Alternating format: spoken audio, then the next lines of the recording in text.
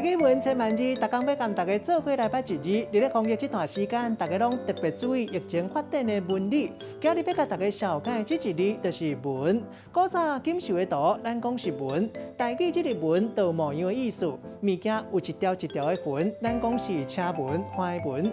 另外，水的纹路，咱讲水文；手指头的条纹，咱讲是指纹；啊是绕绕无平，咱讲绕纹。还佫有线条形，古早讲一纹；啊若金海线条，咱讲金纹。另外特别说明，就是这个文的台语，大部分拢是做名词。中文讲文心，咱台语字典还佫找无这款的讲法。台语讲是恰字，带大家做伙来小解两个词。头一个读做文言，这个意思就是顺言。古早一句俗谚语讲，文言变做马可铁，这个意思是讲值钱的物件变做无值钱。另外第二个词读做车文，意思是讲一块布的纹路是车的形。咱用一句话来举例，甲这两个词甲做伙。譬如讲，为明仔载起，三级警戒小可解封，这间博物馆伫咧疫情这段时间，利用网络，互大家参观因的收藏。